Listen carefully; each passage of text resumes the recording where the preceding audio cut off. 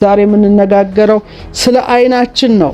ለአይናችሁ ራሱ ምስጋና ይገባል ማለት ነው። ይሄንን ፈጠረ አምላክ ክብር ምስጋና ይገባል። አይናችን ግን ይሄን ያህል ዘመን ሲያገለግለን ኖሯል። አሁን ግን የምፈልገው የጥንት ኢትዮጵያውያን ስለ አይን ምን አስተማሩ የሚለውን የተራቀቀ ትምህርታቸውን ነው።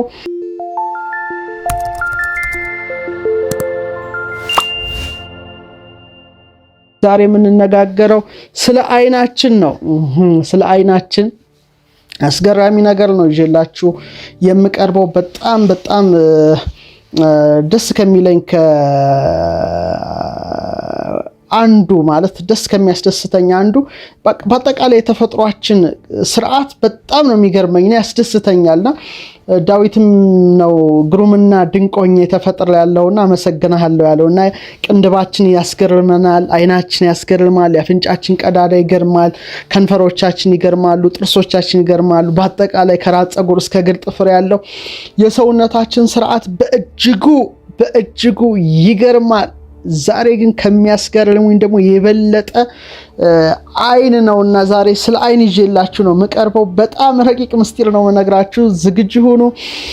ቀደምት ኢትዮጵያውያን ስለ አይን ምርምር ምን እንዳደረጉ በጣም አስገራሚ ነገር ነው የምነግራችሁ። በጣም በጥበብ በእውቀት የላቁ እንጂ በንትርክ በጭቅጭቅ በአተካሮ ጊዜያቸውን ያላሳለፉ ስለነበሩ በተፈጥሮ ላይ ተራቀዋል። ተፈጥሮን ተረድተው አልፈዋል እና ተፈጥሮን ተረድቶ ማለፍን የመሰለ ነገር የለም። አይን ምን ማለት ነው የሚለውን ነው መጀመሪያ የምናየው። በተለይ ሊቁ ኪዳነ ወልድ ክፍሌ አይንን ሕዋስ ይሉታል። ከሕዋሳት አንዱ ነው። ማያ ይሉታል። ማያ ካሌንደር አይደለም። ማያ ራሱ ቃሉ የአማርኛ ቃል እንደሆነ በተስፋት ሥላሴ 12 ትርጉም ነው የሰጡት መጽሐፋቸው ላይ። በተለይ አንድሮሜዳ ላይ በዝርዝር ጽፈነዋል። ማያ ይሉታል። መመልከቻ እንግዲህ የምንመለከትበት የምናይበት ከተፈጥሮ ሕዋሳታችን አንዱ አይናችን ነው። እንግዲህ አይን አንድ ነው። አይንት ነው የሚባለው አይኖች ማለት ነው። እንግዲህ የራሱን የሆነ ትርጉም አለው። ሰባ አይን ማለት ለምሳሌ ሰብ ማለት ሰው ነው። አይን ነው። ሰላይ፣ ጉበኛ፣ መልእክተኛ ምን ይባላል? ሰባ አይን ይባላል።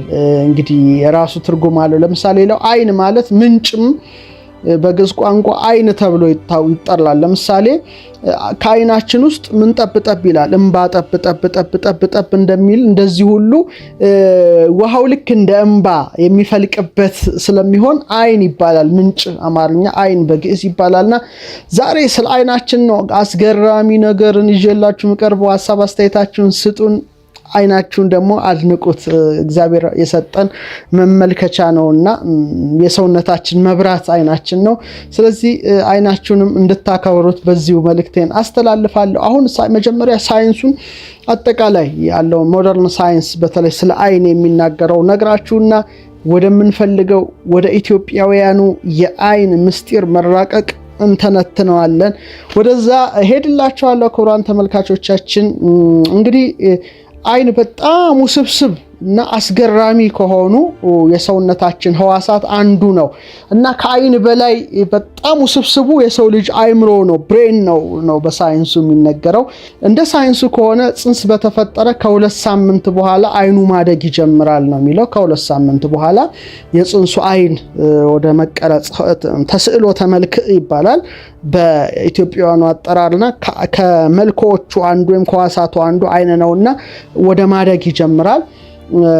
በዚህ አጋጣሚ ግን የተወለደ ሕፃን ያለቅሳል። ታውቃላችሁ፣ ግን እንባ የለውም። ይሄን አስተውላችሁት ከሆነ አላቅም። ያለቅሳል ግን እንባ የለውም። 6 ሳምንት አካባቢ ሲሞላው ነው ከተወለደ እንባ የሚያመነጨው አይኑ። ይሄም በጣም አስገራሚ ነገር ነው። ግን ድምፅ ነው እንጂ የሚያሰማው እንባው ጠብ አይልም።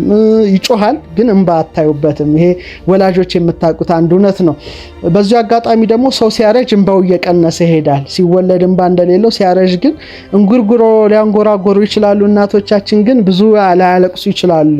ይሄ በጣም ነው የሚገርመው። ሌላው ስለ ማህፀን እስቲ ማህፀንና አይንን የተወሰነ ነገር ልበላችሁ። የተወለደ ሕፃን ግን የተወለደው መጀመሪያ አልጨረስላችሁ። ከ8 እስከ 15 ኢንች ያለ አካልን በግልጽ ማየት ይችላል። የተወለደ ሕፃን ገና እንደተወለደ ከ8 እስከ 15 ኢንች ያለ አካልን በግልጽ ማየት ይችላል እና አንዳንድ ጊዜ እኛ ትንሽ ስንወለድ ትንሽ እናቶቻችን የሚሰሩት ነገር አለ፣ ግን እኔ አይመቸኝም። አንድ ህፃን ሲወለድ ምንድነው የሚደረገው? በሌላው ዓለም ግልጽ ነው። አንድ ህፃን ተወለደ፣ አንድ ቦታ ላይ ያርፋል እና ያ ህፃን አዲስ ዓለም ከጠባቡ ወደ ሰፊው ከጨለማ ወደ ብርሃን መጥቷልና አይኑን ቀና አድርጎ ይቃኛል ዙሪያው። እንዲህ ይላል፣ ሌላው ዓለም አይከለከልም፣ የኛ ግን አይኑን ይሸዋረራል ብለው እናቶች እይታውን ያጠቡታል። ይሄ ተገቢ ነው ብዬ አላምንም በበኩሌ። እይታውን እንግዲህ አዲስ ዓለም ነው የመጣውን አካባቢውን በተለይ ከ8 እስከ 10 ኢንች የሆነ አካልን በግልጽ ማየት ይችላል ይሄ ህፃን፣ የተወለደ ህፃን። ሌላው በጣም የሚገርመኝ ነገር ወደ 0 አምፖል ሻማ ነው የሚደረግለት፣ እናቶችም ሽፍንፍንፍን ብለው ነው።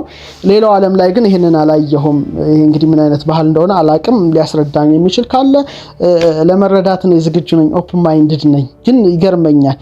በመሰረታዊ ነገሩ ግን ህፃናት በተለይ 3 ወር ህፃናት ምናምን ህፃናት የ4 ወር ህፃናት በደንብ ማየት ይችላሉ። ይሄ የፊቶሎጂ የእድገተ ጽንስ ሳይንስ የሚያሳየው እውነት ነው። መጽሐፍ ቅዱስና የሕክምና ሳይንስ የሚለው መጽሐፌ ላይ በዝርዝር ሰፍሯል። ይሄም መጽሐፍ አንቡ። በጣም ስለ ጽንስ ሂደት በዝርዝር ጽፌበታለሁ። የየወራቱ የጽንስ ሂደት ምን ይመስላል የሚል ክፍል አለ።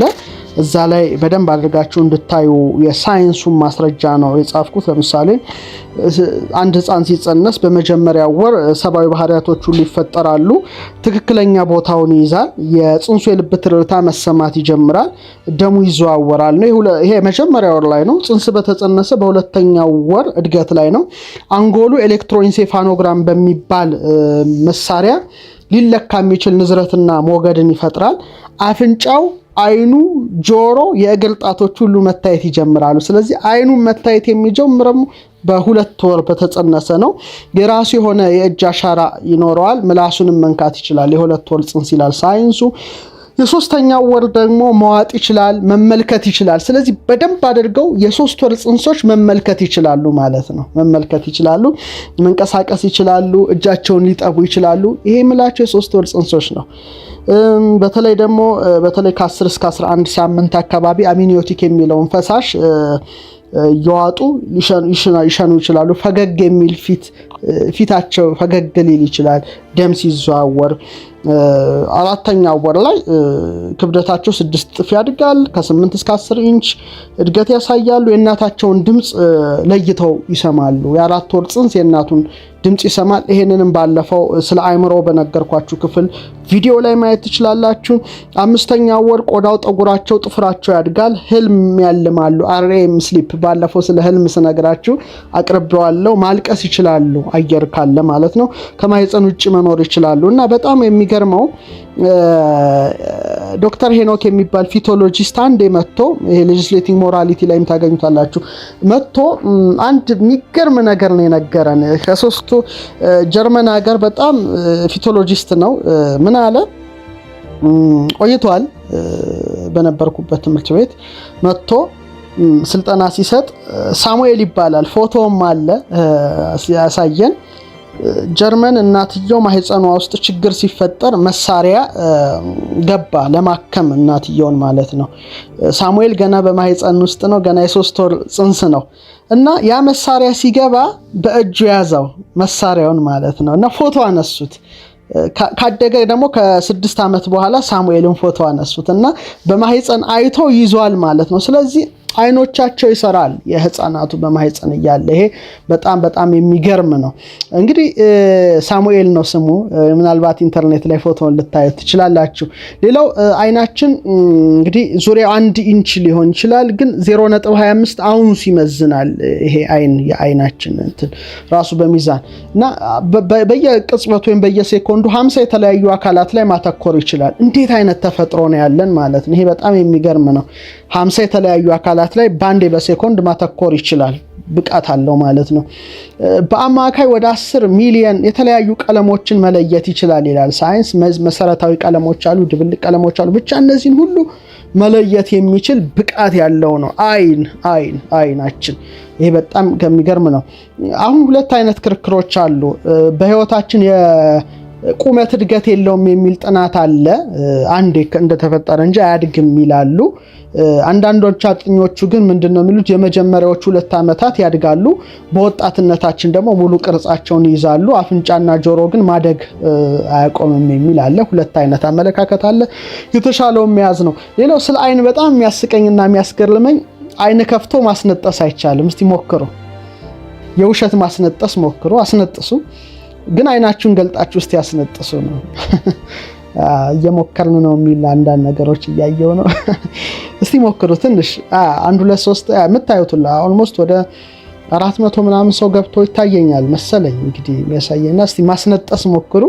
ስታስነጥሱ ግን አይናችሁን እስቲ ገልጣችሁ ለማስነጠስ ሞክሩ። አትችሉምና አይን ከፍቶ ማስነጠስ አይቻልም። ይሄ አንዱ እውነታ ነው። አቆሙ በቃ ግድ የለም። ሌላው የሰው አይን በአማካይ በአመት 5.5 ሚሊዮን 200 ሺህ ጊዜ ይርገበገባል። 5.2 ሚሊዮን ጊዜ ይርገበገባል። ይሄው እንደዚህ እንደምንለው ይርገበገባል። እንግዲህ ቢያንስ 17 ጊዜ በደቂቃ ልናርገበግበው እንችላለን። ኦልሞስት እንደዛ ከሆነ ደግሞ 14280 በየቀኑ ልናርገበግበው እንችላለን። እና አብዛኛውን ደግሞ የምናርገበግበው ስናወራ ነው። በጣም ስናወራ እናርገበግባለን። ስናነብ ግን መርገብገቡ ይቀንሳል። እንግዲህ ማንበብ ጥሩ ነው ማለት ነው። ወሬኞች አንሁን፣ ወደ ንባብ እናተኩር። አይን ራሱ ይርገበገባል ስናወራ፣ ስናነብ ግን ይቀንሳልና የአይን መርገብገብ ለመቀነስ ራሱ ማንበብ ያስፈልጋል ነው። እና አንድ ርግብግብታ ቢያንስ እንደዚህ የምናርገበግባት ከ100 እስከ 150 ሚሊ ሴኮንድን በሴኮንድ ወደ 5 ጊዜ የሚያሳየን በቃ የአይን ማስሉ በጣም ፈጣን ነው ማለት ነው። በጣም ፈጣን ነው አይናችንና ምን አይነት ተፈጥሮ ነው ይሄ? በጣም ስለ አይን ከሚያስገርመኝ ነው። ሌላው አይናችን ከ1.7 ማይልስ ርቀት ላይ የበራ ሻማ መለየት ይችላል። አይናችሁን ፈትሹት ማለት ነው። ምርጥ አይን አለን ወይስ የለንም የሚለው ለምሳሌ ፕሌዲስ 7 እህትማማቾች ገጠር 6 ይሏቸዋል፣ ግን 6 አይደሉም 7 ናቸው። 7ኛዋ ምርጥ አይን ትፈልጋለች ለመለየት። አሁን ፕሌዲስ ኦልሞስት እንግዲህ አሁን በማቀርብበት ጠልቀዋል፣ ግን ታህሳስ ላይ እንደ ልብ ጥሩ የካቲት መጋቢት ይታዩ ነበር። አሁን ሚያዝያ እየጠለቁ ነው። ቶሎ መሸው ቶሎ ይጠልቃሉ እንጂ ፕሌዲስን በቃ 7ኛዋን ለማየት ሞክሮ አይናችሁ እንግዲህ ማለት ነው። ምርጥ አይን ያላችሁ ይለያያል። አንዳንዱ ፈዘዝ ይላል፣ አንዳንዱ ደግሞ ትንሽ አይኑ አልተጎዳ። ሌላው አይን እንግዲህ ከ2 ሚሊዮን በላይ በሚሰሩ ክፍሎች የተዋቀረ ነው። የኒውሮንን መጠን አይተናል ባለፈው። አይን ደግሞ ይሄን ያህል ነውና ወደ 107 ሚሊዮን ሴሎች አሉት። ይሄ አይን ብቻ እስቲ አስቡት፣ 107 ሚሊዮን ሴሎች እነዚህን አይኖች እንዲያዩ ያደርጋሉና እኔ ተፈጥሯችን ምን ያህል ድንቅ ነው። እኔ ስለ አይን ብቻ ነው ዛሬ የምንነው። ስለ አፍንጫ ሌላ ምስጢር አለው፣ ስለ አፍ ሌላ ነው። ጆሮ ቅርጹ ለምን እንደዚህ አይነት ሆነ አስባችሁ ታውቃላችሁ? የሚገርም ነው። ሌላው ቀለም ያለው አይናችን ክፍል ማለት ነው አይሪሱ ወደ 256 የተለያዩ መለያዎች አሉት እዚህ ውስጥ። ይሄ ብቻ 256 መለያ አለው። አሻራ ግን 40 ብቻ ነው ያለው። አሻራ 40 ብቻ ነው ያለው። ይሄ ግን 256 አንዳንድ ሞባይል ቴክኖሎጂዎች በአይን የሚከፈቱ እየመጡ እያየን ነው። እንግዲህ ሞባይልም በአይን መክፈት እንግዲህ ምንድነው አሻራ አለው 256 መለያ ያለው እዚህ ውስጥ። አሻራ ግን 40 ብቻ ነው ያለውና በጣም የሚገርም ነገር ነውና አይናችን አስገራሚ ነገር ነው። ብዙ ነገር ስለ አይን ማለት ይቻላል፣ ብዙ መራቀቅ ይቻላል። ይሄ በጣም ያለው ሳይንስ እውነታ ነው። አብዛኛው አይን ግን ያለው ቡናማ አይን ነው ያለው። በምሽት ጊዜ አይናችን ያው ማየት ይከብደዋል፣ ግን ነብር 6 እጥፍ የተሻለ ያያል። በምሽት ሰዓት 6 እጥፍ የተሻለ ያያል። ደግሞ አይን በጣም ለአይን አምላክ አለው ይላሉ። እውነት ነው። አይን ቶሎ ነው የሚድነው። በጣም ስስ አካል ነው ግን ቶሎ ይድናል። ቢያንስ በ48 ሰዓታት ውስጥ ማገገም ይችላል። የሆነ ነገር እንኳን መጥቶትና ምን ያህል ስስ ቢሆንም እንዴት የአይን አምላክ አለው ሲሉ እናቶቻችን ይገርመኛል። ክቡራን ተመልካቾቻችን ለአይናችሁ ራሱ ምስጋና ይገባል ማለት ነው። ይህንን ፈጠረ አምላክ ክብር ምስጋና ይገባል። አይናችን ግን ይህን ያህል ዘመን ሲያገለግለን ኖሯል እና አንዳንድ ጥርሳችንን እስቲ አስቡት ምን ያህል ውለታ ውሎልናል። እንደውም አንዳንዶች እናቶች ሲሉ ስከማ ልጅ ከጦረው ጥርስ የጦረው ይበልጣል ይላሉ እና እውነት ነው። ልጅ ከጦረው ጥርስ የጦረው ይበልጣል እና አይንስ ቢሆን ስንት ነገር አይቷል። አሁን ስለ አይናችን ነው ምስጢር ነው መነግራችሁ። እንግዲህ አሁን ይሄ የሳይንሱ ሐሳብ ነው። ይሄን የሳይንስ ሐሳብ ኢንተርኔት ውስጥ በመግባት ዩቲዩቦች በማየት አስፉት እናንተ ብዙ መረጃ ስላለ። አሁን ግን የምፈልገው የጥንት ኢትዮጵያውያን ስለ አይን ምን አስተማሩ የሚለውን የተራቀቀ ትምህርታቸውን ነው። ብዙዎቻችሁ ይሄ ትምህርት የጥንት ኢትዮጵያውያንን መዛግብት ጥናት ውስጥ ላለ ካልሆነ በስተቀር ለብዙዎቻችን ግራና እንግዳ ይሆንብን ይችላል ብዬ አስባለሁ። ነገር ግን አሁን ላለነው ሳይሆን ወደፊት ለሚነሳው ትውልድ ይሄንን ቀርጸን ማስቀመጣችን ትልቅ ግብአት ይሆናል ብዬ አስባለሁ። መጪው ትውልድ የተቀርጾ የተቀመጠለትን ይሄን ነገር ይመረምራል፣ ይራቀቅበታል፣ ያሰፋዋል፣ ያራቅቀዋል። ይሄ ነው ምለው።